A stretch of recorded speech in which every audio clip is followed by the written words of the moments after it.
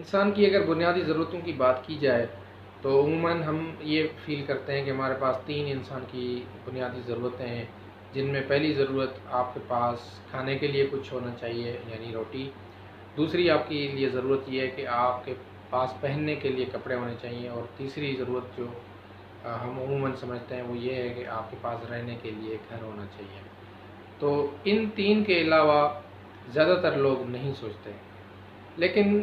کچھ وہ لوگ جو سمجھتے ہیں کہ انسان کے اندر جو اللہ تعالیٰ کی طرف سے ایک کیپبلٹی رکھی گئی ہے، وہ صرف ان 3 چیزوں کا نام نہیں ہے جس کو لیتے ہوئے انسان دنیا میں آتا ہے، کھاتا ہے، پیتا ہے، رہتا ہے اور چلا جاتا ہے، بلکہ انسان کے اندر جو کیپبلٹی ہے اس کو یوز کرتے ہوئے انسان لوگوں کے لیے آسانیاں پیدا کر سکتا ہے، اپنے لیے آسانیاں پیدا کر سکتا ہے،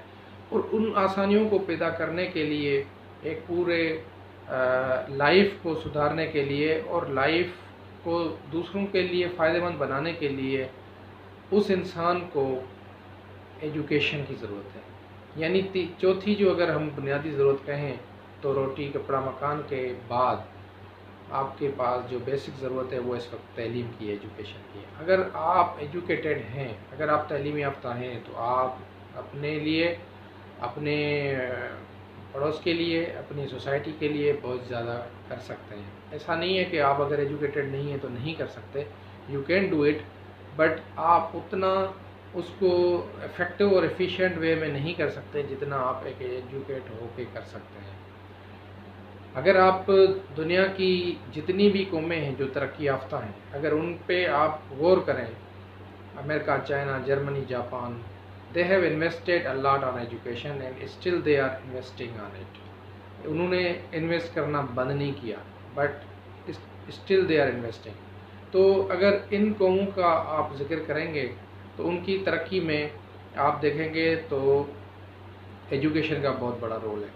اگر آپ ہسٹری میں چلے جائیں، ابو علی سینا اور جابر بن حیان اور جتنے بھی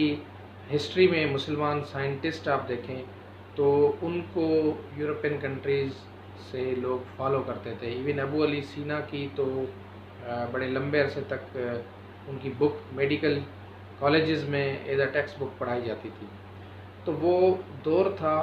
جس پہ مسلمان یا ہماری سوسائٹی کے لوگ ایجوکیشن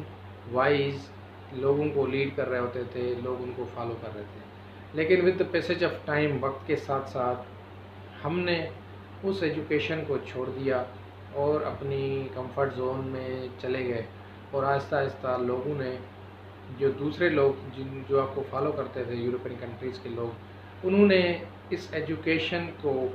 انڈرسٹینڈ کر لیا کہ دس از بیسک نیڈ اور اس کو وہ نہیں چھوڑ سکتے، انہوں نے اس پہ کام کرنا اسٹارٹ کیا، اور اس وقت ہم لوگوں کو فالو کر رہے ہیں، ہم ان لوگوں کو فالو کر رہے ہیں جو ہم سے آگے چلی گئی قومیں، اور اس کا بیسک جو ضرورت تھی جس کو انہوں نے انڈرسٹینڈ کیا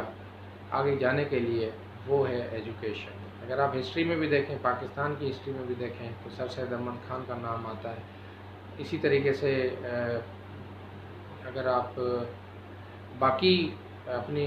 روزمرہ کی لائف کے اندر دیکھیں تو بھی آپ کو فیل ہوگا کہ ایجوکیشن کے بغیر آپ کی لائف میں کوئی آپ کو ڈائریکشن نہیں ملتی، جس کے بیس پہ آپ اپنے لیے اور باقی لوگوں کے لیے فائدہ مند بن سکتے ہیں، اپنی لائف آسان کر سکتے ہیں، لوگوں کی لائف آسان کر سکتے ہیں، ان کے لیے کچھ کر سکتے ہیں، ان کے لیے